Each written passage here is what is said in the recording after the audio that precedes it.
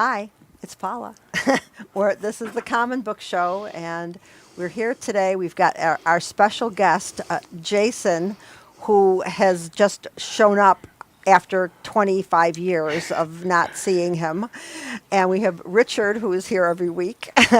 And we have Nessa, and we have Celeste. Where am I? Oh, there And I am. of course, we have my son, Tom, on drums. And I remembered everybody's name because my brain doesn't usually work like that. And Greg, of course, is in the corner, but there is a thing over there. You can talk if you want to, Greg. Ooh, is he in the cuck chair? Yeah. I'm not sure if that's what it is or not, but That's he's in in the corner. He's in the corner, yeah, because we came from Clarence, and he had no choice. So I'm right now I'm listening to The Wind in the Willows, and I wanted to just mention how Like the band. You know the band Wind in the Willows? no, I don't know the band. I know Debbie Harry from Blondie was in the band. It was from the late 60s. Really? It was like a psychedelic folk band, yeah. Wow. Well, I have to look for that, but I'm listening One to way or another, you'll find it. I have it. I have it on vinyl, imagine that. Yeah, I like the book because every creature is like its own character, like has its own human characteristics. The mole, for instance, the first character mentioned in the book, he's like somebody who's never been anywhere. He's like a character who everything is fresh because he comes out of his mole hole and he meets the river rat. And everything's exciting because he's never been anywhere before. So I'm enjoying this book, but I finished Anne of Green Gables, and now I'm watching Anne with an E on Netflix, and it follows the book pretty closely, except for a couple things. And What about that dreary, really near impossible philosophy book you've been reading? Oh, I'm still reading. It's not philosophy. I'm reading Or whatever. Plutarch's History, Lives. History, right? I'm reading Yeah. Plutarch's Lives, and that's I just learned about Fabius, and he was a very interesting character. And I'm also reading Herodotus, and that one I haven't really looked at too much because I haven't been reading during the day. I've been too busy. But I can't really take passages out of Plutarch because they're just so mumbled. It's like they take all the words and they throw them in a box and they shake them up and then they lay them back down again. That's what One of my Facebook posts. So anyway, this should be an interesting show. I'm a little overwhelmed because we've got two ex-Hawaiians. And I'm still Hawaiian. I always will be. You're Once always- you're Hawaiian, you're always Hawaiian. Yeah, and can I just say I'm whelmed? you're we say that a lot where we're whelmed. You're what? Whelmed instead of you're whelmed. overwhelmed. Oh, I get it. Just All right. whelmed. You're just whelmed here. So I was surprised. I had invited Jason to come, but I didn't say anything to Richard that he might be coming, and he showed up. And because usually when you tell people stuff like that, they don't show up. You're Yeah, it's like let's do lunch. Yeah, okay. Yeah. Next of never. Yeah, so here we are. So Richard, do you have something that you want to start with on your list? I want to tell the people, Celeste and Vanessa, the way Jason got introduced to the Home of the Future. Oh, okay. He was a fan of the Greg Sterley show. There's at least one, huh? It was the convolutions in Art voice. Oh, the Buffalo no, it wasn't Beat. Art Voice, Buffalo Beat. Yeah, in Buffalo Beat, he recognized Greg's picture. No, it was a I picture in probably Art have voice. all of those in my garage. I probably have the original papers somewhere in my garage. I have in a them I have them in the basement in a file cabinet. Go ahead, Richard. Oh, good. And so he went up and introduced himself to Greg, and then Greg I know you. That's what I said, and Greg invited him on the show. and I showed up, Yeah, just like now. and I delivered. And I remember he asked the question because when I would write the articles, I would be like, this was Richard's idea too. I was the fly on the wall. So when we were writing the articles, Greg did the interview, and I would set it up. And Richard had said, wow, that would be interesting if you did a fly on the wall perspective. And it's exactly what I did. And I would always talk about getting there in the Buick, which is what I was driving at the time. And that's what Jason said. How's the Buick? And I'm like, wow, this guy really reads these articles. You know, I'd I read it have for the articles. picture of the interview that I did with Greg, which is how I met him. Oh, right. Right when Beaufort had her place on Allen Street Uh-huh. in that little backyard. Yeah, there, in that backyard. and sitting at that table. Yeah. I have that picture. I looked at it yesterday. Oh, wow. I've got all the articles. I always thought it would be fun to put them together into a self-published book because, you know, I have actually more words than they actually put in because we did like long interviews. But Yep. yeah, it was fun watching you two like spar. You know, because I'd already met you through the poetry community. Yeah, And of course, you know, there's really no way to prepare yourself for Greg. But but it was Baby oil. it was really fun. It was fun to watch you two kind of like butt heads. It was Yeah. interesting. And I remember at one point, I think Paula got a little nervous because she said, well, okay. Is there going to be a topic? Another? I know. I was trying to protect you, Celeste. It was funny.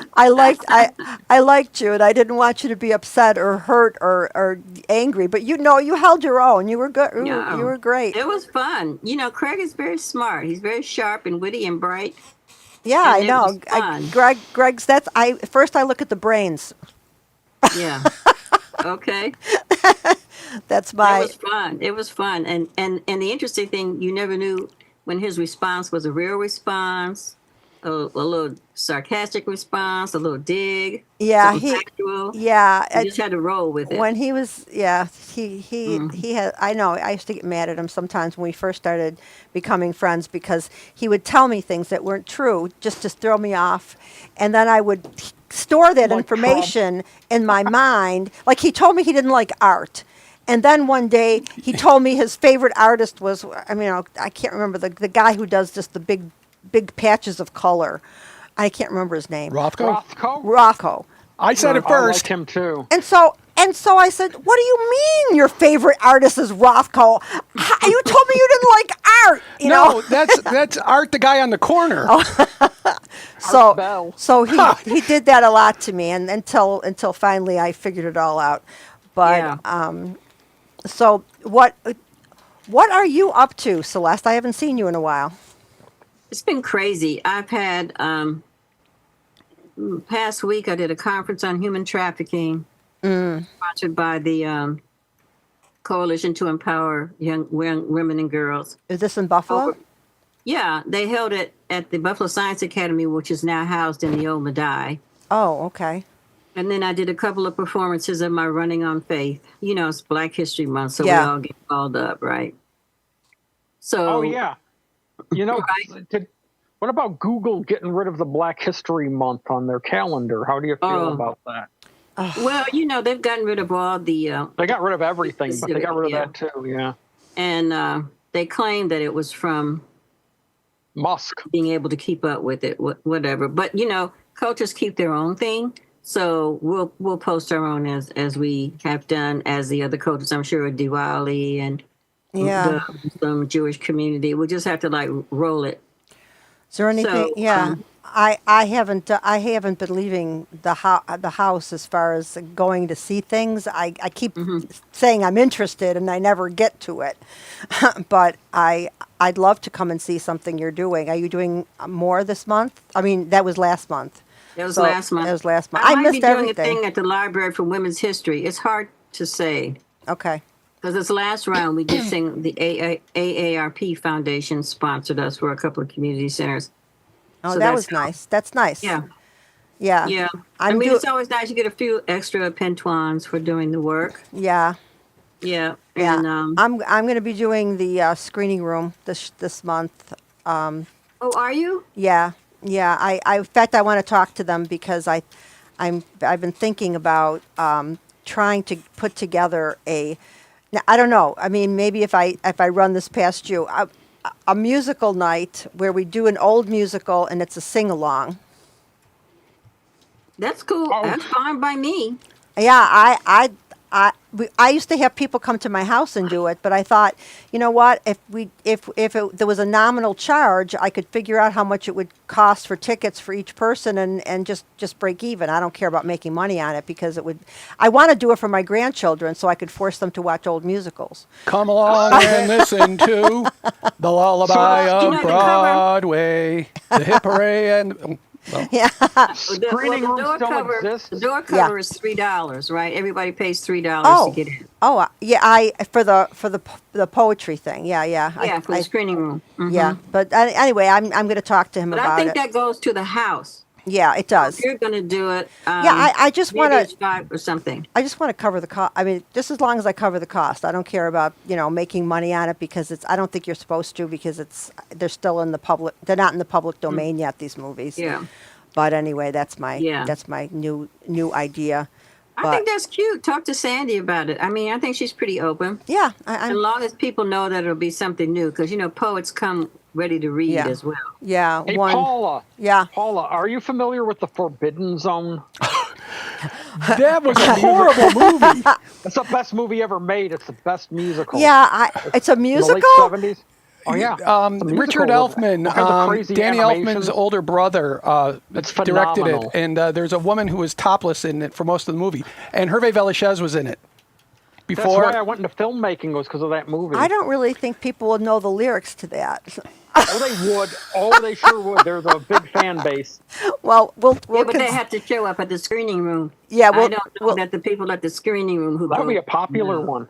Yeah, I'll take it under consideration. You need to see it. Even if you don't show it there, you need to at least see this movie. It's Okay, amazing. I will make an effort.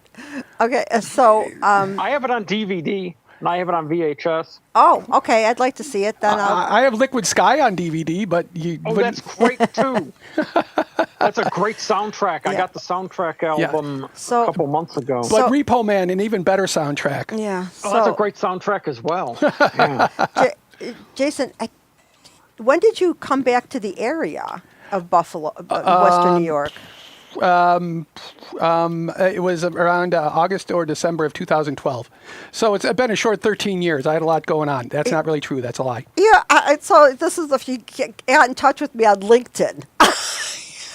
Well, you popped up as one of my suggestions. Most people don't answer. They don't say anything. Most people don't pop up. No, because I only saw it because I get it on my email that it comes through, and I'm like, I look to see because most of it's they're just trying to get you to buy their services or something. Yeah, like I get offers for ultrasounds and new antibiotics. That's Yeah. what.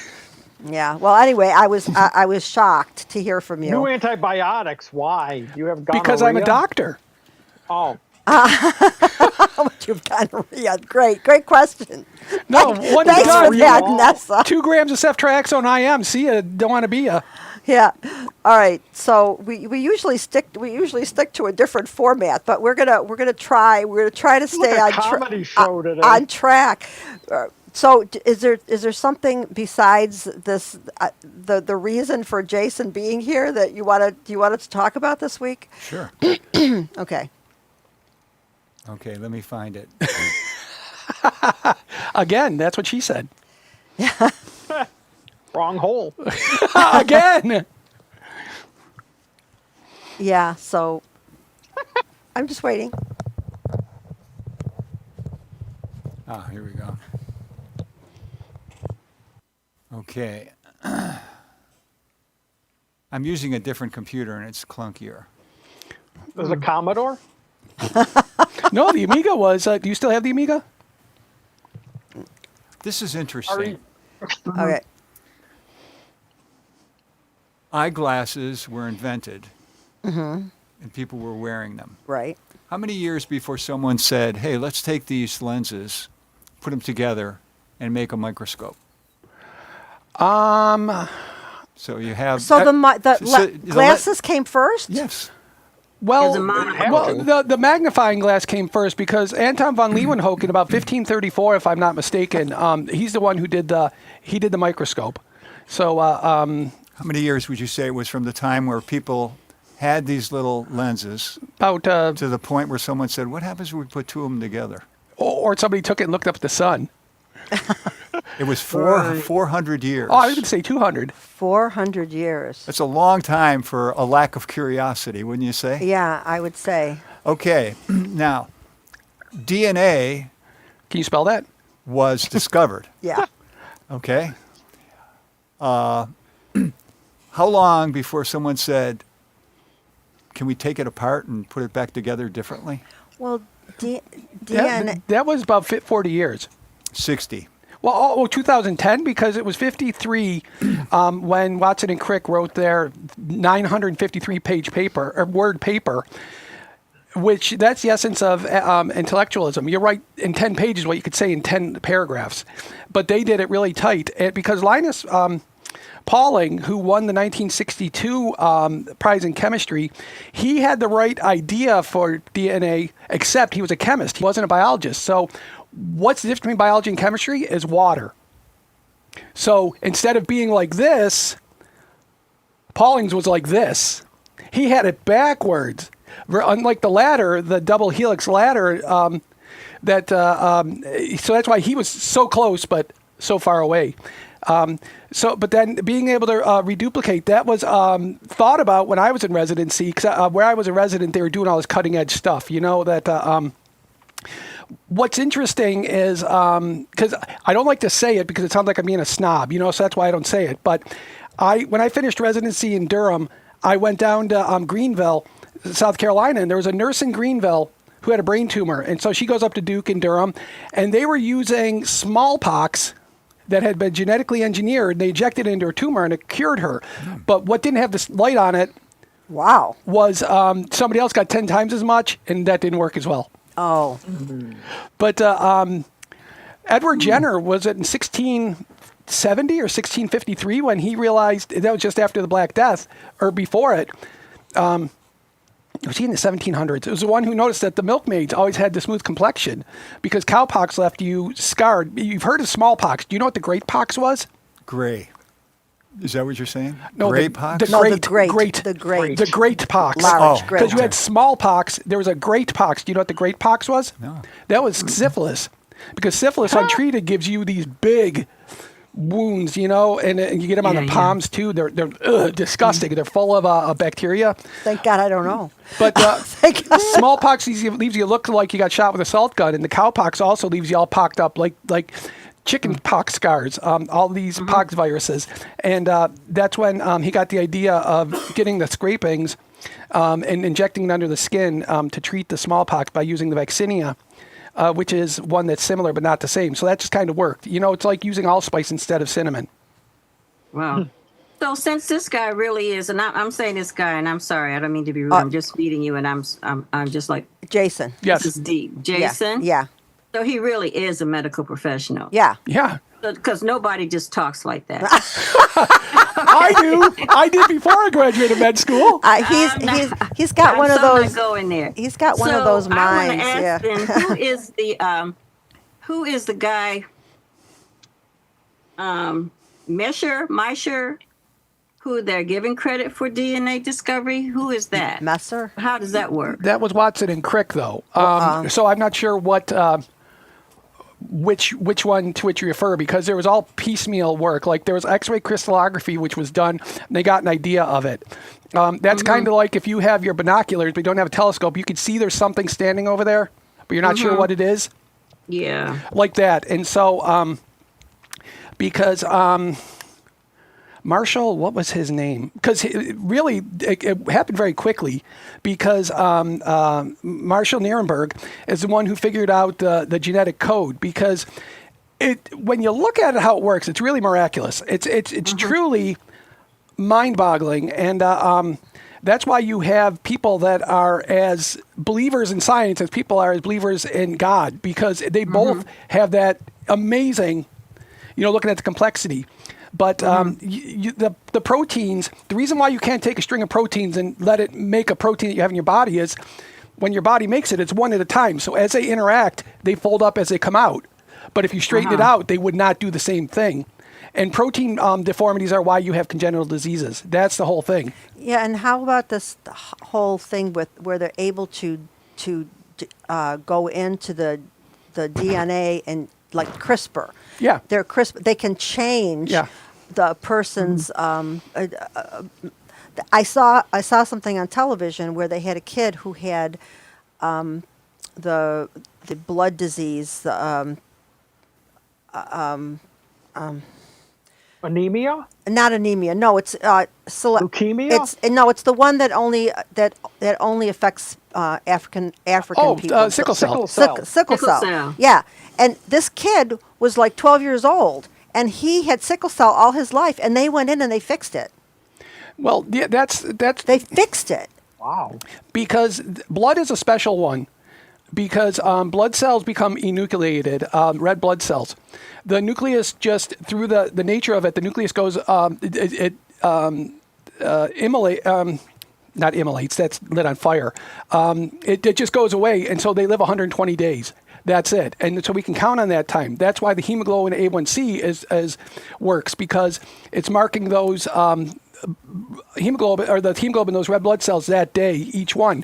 So the hemoglobin SS, instead of hemoglobin A, hemoglobin A1, hemoglobin O, hemoglobin F, that's the fetal, was protective in East Africa against malaria, because the malaria parasite needs a high oxygen environment, and it's an intracellular parasite. So the sickled cell took precedence, and when it sickles, the parasite would be starved of oxygen, and it would die. Oh, so it was adaptive. Okay. Yeah, but oh now my that God, I the didn't know disease that. has been brought down, this has still precipitated, because one of the things that people say is, do you know why the retirement age was set at 65? No. Because life expectancy was 67 back in 66. Ah. But To now say that fast three times. people live longer, but they can't work as long. Yeah. Okay. And the thought was, 100 years ago, you were either healthy or you were dead. Wow. I mean, I would be dead, because it was 1923 when Bunting and the other guy in Canada got the insulin out. I'm diabetic. I'm insulin dependent. You had cancer, you died. Pneumonia, you died. 1918. Oh, yeah, absolutely. Seizures, you died. Renal failure, you died. If you had a stroke and lived, that was just fine. But that movie, A River Runs Through It, that Anthony Hopkins does a great job portraying somebody who's post-stroke. You know, because you just adapt or die. Yeah. You know, and nobody was sick. You know, everybody, either you were healthy or you were dead. Wow. People that had mental illness, they just put them in sanitariums where they got all sorts. They got tuberculosis, like it was going out of style. Oh, yeah, because they're all close together. And they're all together. Oh, yeah, and like people the H.H. Richardson, how big that place was. Right, filled right, with- right. And that's what Yes. the idea is. You know, you can, just like that convent that was in the city of Buffalo, you can have people down and out of sight right in the middle of your city, and you don't even know it. Right. Oh, you mean the cloister? You're Yeah, talking but about? that's these places, and likewise at the Richardson in the Richardson building, you could be nutty as a fruitcake, and you wouldn't even Yeah. know it. Right. Yeah, there's. So is your thing infectious diseases? Oh Is no, that- no. I was trained in emergency medicine, but you learn a lot of this in med school, so it's basic stuff. Because as you go, as EM, I was 3 miles wide and 1 inch deep. But every specialist you meet is 1 inch wide and 3 miles deep. So whomever I would call, they knew more about their subject than I did. But that's why you learn to tell people what they want. OB just wants to know contractions, how much time between, how many weeks pregnant, and how dilated. Cardiology wants to know the one blood test, EKG, and if they have pain or not. Don't give them extraneous stuff. Just give them what they need. Yeah. Right. So being an emergency doctor, you would have to come up with all these things and give them over to the regular the but also, doctors and the divisions. If we asked everybody here to tally up how many times they'd been in the emergency department, I dare say among 6 or 8 people, less than 20 times in total. I saw people 20 times a month. I'm not kidding. 20 times a month. The same person? Yeah, because the thing that we can't fix as dumb ER docs, because that's what everybody says, is the people with all their social problems. Because anybody who's had, if they've had anxiety poops, you know, like, oh, I'm so anxious, I got to throw up. Yeah, and they will take that as their medical problem. Yeah. I can't fix that. Yeah. Yeah. And I'm not a psychiatrist. I'm like a carpenter that doesn't have a But toolbox. and the problem is, it is a problem of the emotions or psychiatric problem. But you can't tell somebody that's experiencing physical stuff if they're not bright that's No, even if they are bright, yeah. because the most difficult that I ever saw was a woman who was a mental health professional, and she was having a conversion reaction, which is a response to something. Like the example that was used when I was in med school is a guy that can't speak because he just had his first homosexual experience the day before, and so he can't speak now. That was the example that was given by John. What was his name? And that's the thing. That's a conversion reaction. Or Tommy and the music. Yeah. Yeah. He has a conversion reaction. He sees his mother cheating, so he goes blind and deaf. That's a conversion reaction. So. Or like Maya Angelou, who didn't speak for years Right. because she Yeah. thought she caused someone's death. Right, and that's the conversion reaction. So you come up with a placebo treatment to release them from it. But if somebody's a medical professional, you can't do that because they know how the trick works. Right. Yeah. And I'm not Wow. Penn and Teller. Yeah. Wow, that's remarkable. So so yeah, we're having a So medical. how are we're- you feeling now about the vaccine thing? I know I'm going off the rails, Richard. I'm sorry, but I'd like to hear. Well, I've which never talked vaccines to are you? Liz. I will say it right now. I will paraphrase a pediatrician who said that vaccines aren't green. They will find out the only thing green is the grass growing over the graves of their children. Anybody who says they've done their research, really, they've done a double-blinded study with people. Your research doesn't count for anything. If you are not getting vaccinated, not vaccinating your kids, I'm not surprised when your pediatrician won't let your kids be seen in their office. And Yeah. all this stuff that if anybody was still alive in the Kennedy family, they would be aghast at RFK Jr. they already are aghast. They Yeah, they, they're rolling- they all they're came out rolling in the against him. grave. Yeah. I have a funny story about RFK Jr. I got a funny story about him. Okay, go ahead. Well, as you can guess, he has a pretty big ego. You know that, like, he would put a mark in his diary of when he had sex when he shouldn't. He was very conflicted, like, I shouldn't do this. And then he'd go screw a chick and say, oh, I shouldn't have done that. Well, apparently, he used to have this Honda Civic that was all beat up and had all these stickers on it, Enviro this, that, blah, blah, blah, and he was all gung-ho. But he always left it running. He never turned it off. And I know a guy who his dad knows a guy who had a golfing buddy who knew him. So it was a couple removed. But at this golf course in Westchester County, RFK Jr. shows up one day. He leaves his Civic running, and one of the other members goes and turns it off and locks the door. And he brings it out, the key to Bobby, and he gets all livid. He's saying, how dare you go in my vehicle? That's my place. And so the guy said, fine. And he took the keys and threw them in the water hazard. Wow. You don't like the way I present my help, then that's what you can get. Wow. Oh, my Well, I mean, God. if he was such an environmentalist freak, then why was he letting his car run in the? Oh, you're just There you go. taking Yeah. taking a thought out of my head. Yeah, 'Cause he's- that He's sounds like crazy. somebody who's quickly trying to make an escape. Like, did you steal something and Yeah, now you they try had to run? a dead bear. Well, Probably just an, yeah, or the head of a whale. probably just an obsession. Oh, Yeah. that's wackadoo. Yeah, Yeah, yeah, and he's he's the head of our health department now. So Well, I heard him speak today just for a little bit.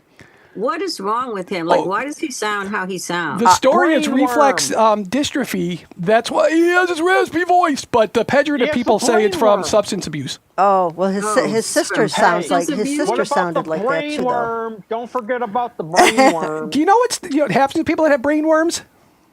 They die. And also, they can't Not him. speak. They get He can barely speak.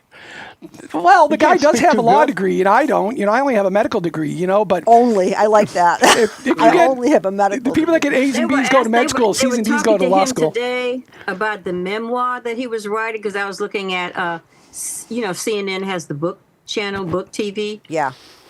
and he came on. And they were trying to interview. I really couldn't listen to the interview very long because the sound of his voice is so aggravating. I mean, I'm aggravated with him anyway, and so now it was just amplification of just how aggravated I am with him. And it was really trying to talk to him about the assassination of JFK and of his father and how they were relating to that. And I wanted to hear, but I just couldn't take it. So I was, you mentioned that. I thought, well, why does he sound like that? So I was trying to find a reason for me to be more tolerant of listening to him, because I need. Some to be people more are just tolerant of distasteful, listening to him. and that's just you the biggest credit you can give them is turning around and walking away. Because Yeah. the message is the man, and the man is the message. And the message is he doesn't know what he's talking about. He's a fox in charge of the hen house. It was like me running a law firm. Well, I could, I object, and then that's it. Yeah. Well, Yeah. he And now these people are dropping dead. Yep. People are sick in West Texas, now in New Jersey. So measles are back. And Measles that's, are- in fact, Freedom pox. They call them freedom pox now. oh my God. oh, I'm going to give you your measles factoid.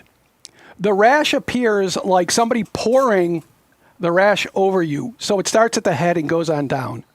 That's your clinical pearl for the day. Well, I had measles as a Lord. child. Really? Yeah, and I had them so bad. I had them inside my eyes. I had them inside my Oh, ears. wow. I was in bed. I had fever for days, and there was a point. I must have been sick because my mother and father had me in their bed to keep me away from my other siblings. I don't know. I mean, I don't. I was born after the measles vaccine was. Well, that was the guy was still working when I was a resident. That it was in 1962 is when Sam, what's his name? Oh goodness, it wasn't Gould, but it was something like that. I don't want to be cast aspersions, but it was a Jewish name, but I can't think what it was. If it was Meyer, but Sam something, and he was the one who made the connection that German measles, rubiola, was not a harmless exanthem, because women infected with rubiola when they were pregnant would either have a deaf or blind child if it was affected congenitally. Wow. Yeah. Not both, one or the other. Yeah. But in fact, in Spanish, sarampion is measles, and sarampion alemán is German measles. Yeah. Yeah, I remember. I mean, I was maybe 3, and I remember that's my first memory is having measles. I remember having measles, but I didn't. It wasn't impactful on me. I think I got maybe just a couple of little. So maybe I had the vaccine. But my one sister who was much younger, we were actually living in the UK at that time, and she got measles, and it was dreadful. Yes. Her whole thing was it was hard for her. Well, the really most tragic is the 1 in 100, or it's between 1 in 500, 1 in 1,000 that die. One that dies is too much. And the first thing in Texas was there was a big Mennonite community, because that's fine. The Mennonites and the Amish, that they're endogamous communities, meaning they stay amongst themselves. They don't marry elsewhere. So they live and die by whatever it is. But people that say, I did my own research and they're not safe, they're the safest vaccines far and away. Yeah. I mean, because the reason why the break point between using a live vaccine and a deactivated one is if more people get the disease from the vaccine than in the wild. So that's why polio uses inactivated, because of instead of the attenuated live, because less than 5 cases a year in the U.S. The main reason why polio is still endemic is because of warlords in West Africa and lawlessness in eastern Pakistan and in Bangladesh. That's deep. Yeah, I didn't even know that was still a thing. Okay. No, it's still a thing. We've had a couple of cases here in the United States that made my hair go out because, I remember standing in line, my mom taking, this was before my sister was born. This is how young I was.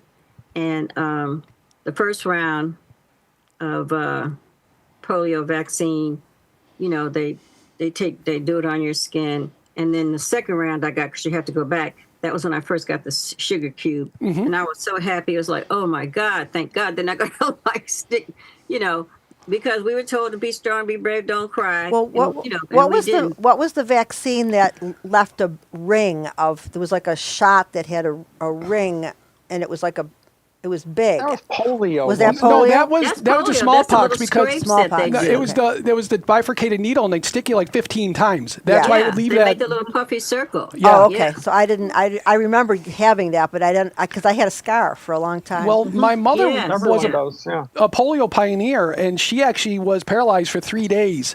Back in, she was born in '46. It was like in '52, but the average person, 299 out of 300 people that get exposed to polio, they have one round of diarrhea and that's it.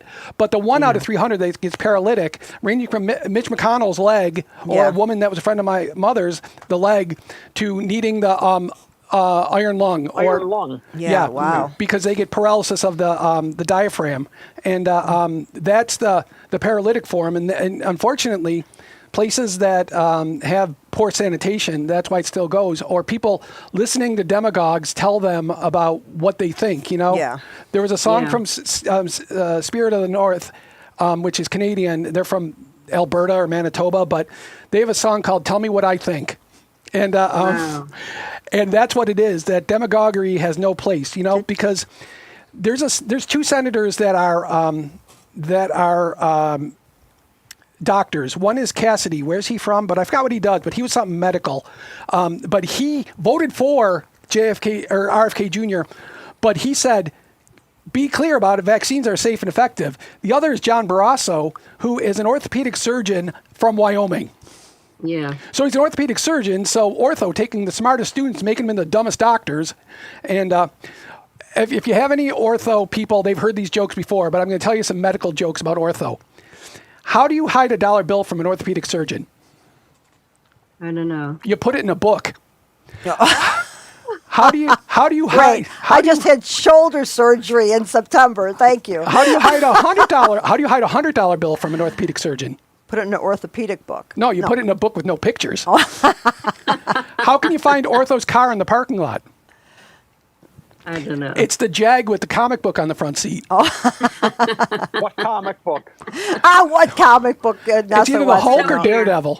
Uncle Scrooge. Right.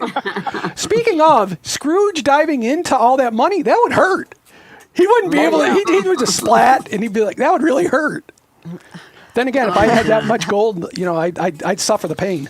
Oh, so the idea that Trump is going to go to the mint and look at the mint, well, not the Fort mint, Knox. Fort Knox, He's going to Fort Knox to look at the spray painted gold to look bricks. at the gold. Is there any possibility that gold's going to disappear when It those can't two be there. They haven't bozos? looked at it since '74. No, the thing about gold, what you don't know, gold is heavy. It is heavy. Gold is heavy. Very, very heavy. Yeah, like these blocks. That movie Three Kings with George Clooney and Ice Cube. Those women carrying that gold, those were like 90 pounds each. Yeah. Wow. Yeah, and I just thought about them walking in there with a wheelbarrow and taking it on, saying we're going to keep You it know what safe. it's going to be like? Hey, do you remember the Al Capone's vault? yeah, special with from the Geraldo 80s? Rivera. It Yeah, had a bottle of and a course. piece of That's what it's going to string. be like when they go in Fort Knox. Well, What is he going to do? Why is he going there? because he has a huge ego and he's a narcissist. He wants the gold for himself. He wants to make another gold-plated toilet. That's why, because that's class. For Trump? That's class. A gold-plated toilet. It's just like, you know, a steak well done with ketchup. That's class. I don't know about all y'all Oh my that. God. Ay, ay, ay, ay, ay. Yeah, I was reeling today, and I had to like stand down and step off because I was not happy when I found out that the only satellite service that the Ukraine has, which is putting Zelensky in a really funky position, is Starlink.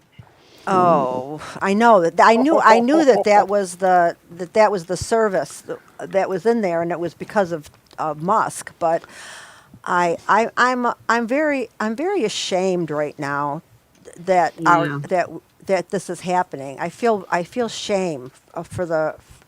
I mean, I heard part of that conversation on NPR. Did you hear it, Richard? The conversation between Trump and Zelensky. Zelensky. Oh, yeah, Mostly yeah, Vance. Yeah. It was so awful. It was so horrible. Well, but I saw a Like meme today. schoolyard bullies. Yeah, but there was a schoolyard meme today bullies. there's Zelensky there with President Trump and with Vice President Pence, and it says, security breach at the White House allows 2 Russian assets into the Oval Office. Oh, Because There's a whole thing about Trump being a Russian asset who was trained back in the 80s. Kharkov, well, trained. You can't train him. You can train a bear. They No, used Bart the bear you flattery could train. on him. Yeah, What's the he's name just they're calling him? I forgot the name they have for him. Krasnov. Oh, Krasnov. It wasn't Kharkov. Krasnov. That's Krasnov. Krasnov. Yeah. And well, that remember, Washington is for people too ugly for Hollywood. Yeah, look at Marjorie Taylor Greene. well, Yeah, but that's the gonna mess first up time- Miss Bondi, because Miss Bondi is pretty sure she's beautiful. yeah. Right? The first time I heard that politicians had groupies, I almost died. I know. like what? What? Yeah. Why? And it's because of the power, I guess. The power. absolutely. The power is attractive to some women. Well, what is unjust to women is I'd heard the saw that women get older and men get better. And it's unfortunate, but that's why these older guys have these younger women, because it's the Yeah. power and it's the money and it's the Right, it's the power. No, and it Yeah, is. yeah. The thing is, oh God, I heard this was years ago. I heard this thing. It says women will never be equal to men until a fat, bald woman can walk outside and think she's hot. Okay. So I just thought to myself, you know what? That's kind of true. Unfortunately, We gotta find one and let it roll. I wish I had enough guts to do it. this has been a different kind of show today. it's not a Yeah, gun. where's all the comments? Anybody commenting? Yeah, there's a lot of Mick and somebody else. It was another guy, Mick and Nick. So, Richard, I know you've got stuff on your list. It must be frustrating for you today to have to. Cut me off. Just you tell me to shut up. I'll zip I'm it. not a believer in cutting people off. Do you want to know why? No. Because I hate it when people cut me off. Oh, fair enough. So I try Okay. to act the way I want other people to act. Well, I've had a recurring question for 20 plus years. Where did clip come from? But where did clip come from? Not cut, but clip. Flop? No, clip. At the end of scenes, Greg would say clip. He wouldn't say Clop. cut. He wouldn't say clip, he said clop. He would say clop later on. It was clop later on. yeah, it it evolved. evolved into clop. Why was it clip, though? The only clip I know is Clip Smith. Let's ask him. Yeah. I could have sworn that Richard said that. You can't hear me though. So this is kind I can hear you a little. of later off the air. All right, okay, Richard. I want to get one of Richard's points in here before we end our show here. We've got 17 minutes left. All right, I'll continue where I started. Okay. So you have eyeglass lenses. Yes. Yeah. Put them together to make a microscope 400 years. Yeah. You have discovering DNA to editing DNA 60 years. Yeah. The first programmable computer was invented in the 1940s. 46, ENIAC. It had the processing Univac? power of 5 transistors. Uh-huh. How long before the transistors started increasing? You have any idea? For example, That's Within must have been quick, right? within 30 years, Well- it went from 4 transistors to how many? Hold on, 30 years. So 20 times. So It went up to 4,000. five. I thought the first computers were vacuum tube. Well, the power of, because vacuum tubes were supplanted by Shockley Brittain, and who was the other guy that created the transistor in 48, was it, when they got the Nobel Prize? And the electronic numeral integrator and calculator, that was ENIAC. And it was, whose law that the transistor power doubles every 18 months? Moore's law. Moore's law, every 18 months, the transistor power doubles. Ah. So it took 30 years, and it went from the 5 transistors to the 4,000. 20 years after that, it went up to 1 million. Wow. Wow. 10 years after that, 40 million. You know what it is in 2025? No. 100 million? 40 billion. 40 billion. That's a lot of flops. Wow. So, I Floating mean, point operations, flops. is that what makes AI possible? You got it. Yes. You got it. Wow. Well, my phone. Pretty soon they're going to be down. They're going to be taking us out. Figuring out a way to turn us off. Well, that's actually you know, they're the trying to reintegrate some of these tasks that they're trying to get rid of through AI, right? I mean, under the guise of savings, and I had a job offer, which is interesting, and I thought this person has no idea who I am really, where they wanted me to do writing to help AI learn. And I was like, I don't think so. Well, now the New York Times is using AI to do research. what they Yeah. Yeah, I mean it's inevitable. Resistance is futile. Resistant, you know, but the thing is, it's like hokey because it does research, but it mixes things up. Yeah, You know what if you ever ask AI who you are, they will tell you they'll give you a lot of good information about who you are, and then they'll tell you died in Poland in 1943. Or I- they'll tell you 404 not found. Well, I asked Gemini to tell me a dirty joke, and Gemini is a prude. So, Oh, it's not going to work. yeah, Android, screw that noise. So Yeah. so now, So there's this science fiction story, yeah. and it talks about the Earth becoming uninhabitable. Uh-huh. So the people on the Earth, they get aboard spaceships and they go to another planet. When they're on this other planet, they decide, we're not going to make the same mistake. We are going to devote ourselves to a clean technology, and we're going to make it as advanced as possible. And what they didn't foresee is that the population started separating between those who understood technology and those who didn't understand technology. And eventually, the gap was so wide that the people who didn't understand technology thought that they were communicating with a god. Wow. This is a recent book? No, it's called The Lords of Light. Oh. So what happens then is the people who understood technology realized this and said, this might not be such a bad thing. We should go along with this. It Wow. sounds like it sounds like It's- it sounds possible actually. Was that Roger Zelazny? Wait, you said that too fast. Roger Zelazny, who wrote that? I could find out. Well, no, the reason why is, you remember that movie Argo from 2012 with Ben Affleck about the Canadian Yes, caper? yes. Yeah. The fake movie, was based on a story written by Roger Zelazny, who was a parallel of Arthur C. Clarke, but didn't hit nearly as much. You know, now nobody remembers who he is, but I thought that might be him. And well, It I'll sounds very human, right? Yeah. It's like, oh, we have a way to have dominion over some people and elevate ourselves even Yeah. more. Well, it was even in 2006, because I remember when I was a resident, there was an orthopedic surgeon who said, he was talking to the patient, he was consenting the patient for a knee replacement, and he said, we're going to do this, going to do that, we're going to open your knee up, we're going to take out the existing knee, we're going to put the other one in, we're going to sprinkle some magic dust on it, and then we'll get ready to close. And of course, they all, to a person, got this look on their face. And he said, to describe the growth factors, it would be a 65-minute lecture without a break. So for our purposes, call them magic dust. Yeah, And that's wow. functionally what it is, because at sufficient resolution, magic and science are imperceptible.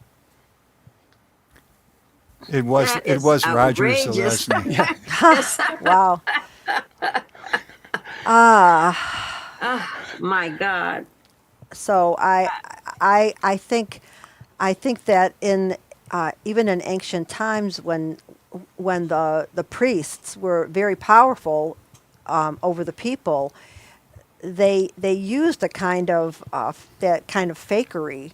Oh my Yeah. God, there was something in my in my book, my Plutarch book that I wanted to read to you about how the priests were manipulating the populace. There was something in there. I remember now.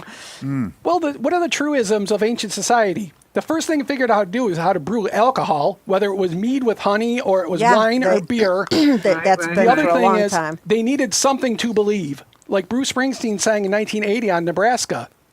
People need something to believe. Right. Yeah. Well, I do believe that people need something to believe in, but I don't think they have to believe in something supernatural. You know. Well, that's the point that to say. Einstein said you can look at the world two different ways: that nothing is a miracle or that everything is. Yeah. Yeah. Well, I mean, I don't know that. I mean, I know that you can. It certainly is. If you look at the world, if you just take a moment to think about where we are right now, we're sitting on Earth. We're on a ball that's spinning around, and we're spinning through space, and we're going around another bigger ball. If you stop just to think about these things that we know about, it does seem incredible. If you think too much about it, it hurts your brain because you know we're here on a flat surface. We're in a room, but Yeah, the Earth, the whole thing is flat Earth. it's amazing. So the world is amazing. Right, and the various concentrations of matter, right? Yeah, and you sit You down. know? You sit on a blanket on the grass, and you take a magnifying glass, and you look at the grass, and you see the bugs, the little things that are crawling around, and that have their consciousness of themselves. I don't know how that works, but everything and every single plant in the world is useful for something. I mean, Yeah. to me, it is amazing. I mean, miracle. I don't know. I mean, it depends what your definition of miracle is. I can tie this together because this comes back to Richard, who said one of the most pithy things that I'd ever heard. It still sticks with me years later, like I told you. Yeah. The only place communism works is in the Buddhist monastery and in the beehive. And what did Richard say? Everybody in their life should spend some time with true communists. You said that 25 years ago, and I haven't hung out with any communists, but I've been looking to. Yeah, it's very life altering Yeah. Yeah. when you see how altruistic they are. And Exactly. But the thing is, it's unfortunately not every person is set up intellectually or psychologically to be a communist, because most people they're looking to take advantage of the people around them. That's Right. how human nature is. The people that can be communists, they should have their own place. You know, because Well, you know what's interesting is that it gets wrapped in a different type of propaganda. Because you go back, I think about my parents and then my grandparents, and you know, communists, they were your arch enemies. They didn't want anybody to have this, and they were taking away that. You know, especially with Russia. Like I don't know, we got to be in love with Russia, and for the longest time they were like, you know, public enemy number one. And it was wrapped in that propaganda. So the idea that everybody should be fair and square and all the rest of that didn't seep through it all. And then, you know, then it was China and takeover and yeah, it Eastern Europe. didn't. The ideas are pure and beautiful, but the reality is difficult because people are human and we're flawed. we are at war with Eurasia. We've always been at war with Eurasia. What's that from? That's from 1984. Yes, 1984. Yeah, I just reread that recently. You know, and that's, I think, one of the generational problems that we have a younger group, and I think about Bernie Sanders a lot with this. They say, oh, the socialist attitude. Well, that idea for the younger group, they haven't been rained on with that horrible propaganda that we were, because they do think of it more in terms of an equal society. right. They do think of it more as sharing. And they're like, well, what's the problem with sharing? Yeah, and that's the thing. That's what it was Yeah. meant to be. That's Yes. that's the idea. That's the beautiful idealism behind it. Yes. But when it was tried to be translated into reality, it was not. Not everybody is equipped to share. Not everyone is equipped to share. Look at what Well, we have now with the I think they oligarchy. had some layers that we had some generations that need to go. Yeah. So, I mean, if a lot of the top generations were gone and this younger group was allowed to evolve in a different kind of way, it probably would work. And when it will, Yeah. they'll be gone soon. You know. You gotta get rid of the hate dinosaurs like Yeah. Yeah. Trump. How damn But old they're is so. he? But they're Look at all scared. these people in but Congress. They're all like 90 years old and they're but all full of hate. even in academia, okay, Yeah. you get a lot of the older professors who have the ideas that they were taught in college and Yes. things that they may have developed themselves. As soon as the Yeah. younger people come in and they have new ideas, they're Yeah. the ones that are holding it down. They don't want those ideas to change because that's how they think, and they can't transcend that.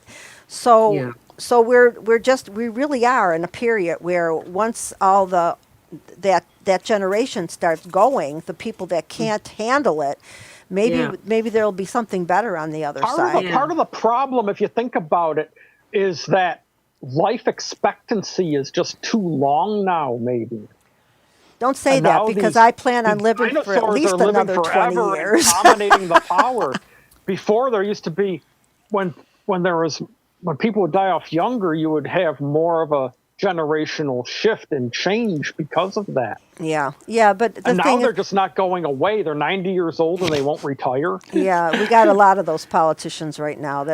We have a lot of policies. Well, and you have to say it kind of depends on how that evolves. I think about Peter Drucker, for example. He was in his 90s and he was a nonprofit management guru, and he was very innovative in his later years. Right. I think it kind of just depends, Right, on right. how narrow your life road has been. The people, the narrow-minded people, though, tend to be the ones that are very hungry for power, and they end up in politics. And I think that people who are expansive and who want who can see change and how exciting it can be, they're not interested so much in power. That's what I'm interested in about this new guy that came over here. This guy that's running for mayor. I'm interested in him because Michael Gaynor. Michael Gaynor. Have you heard about him, Celeste? Running against who? He's trying to become the mayor of He's Buffalo. trying to become the mayor of Buffalo. He's collecting signatures to be on the ballot. On for which Oh party? no, I haven't. He's involved in the reuse program. I know the reuse program. Yeah, he's the person who developed that, and now he wants to be mayor. And I can see him as somebody who would bring really big changes to Buffalo if he were elected. I can see him as being a vehicle of change for Buffalo. Well, it's good. Will they ever allow that, though? Like they had that Wright and Byron Brown garbage because he was status quo. Will they ever let anybody different or with any vision actually have I power? know it is. It's just like Bernie Sanders. Bernie Sanders should have been Yeah. president. Yeah, he should have. In 2016, we would have had left-wing populism instead of right-wing populism. It would have been like the anti-Trump. Yeah. Well, I just feel like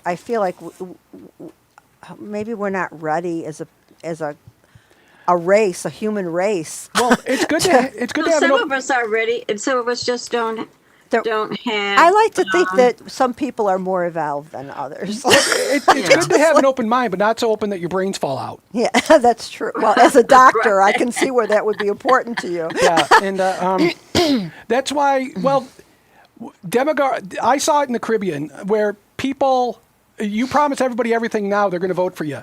Yeah. When it doesn't come to pass, when you vote for the leopard eating faces party, you can't be surprised when a leopard eats your face.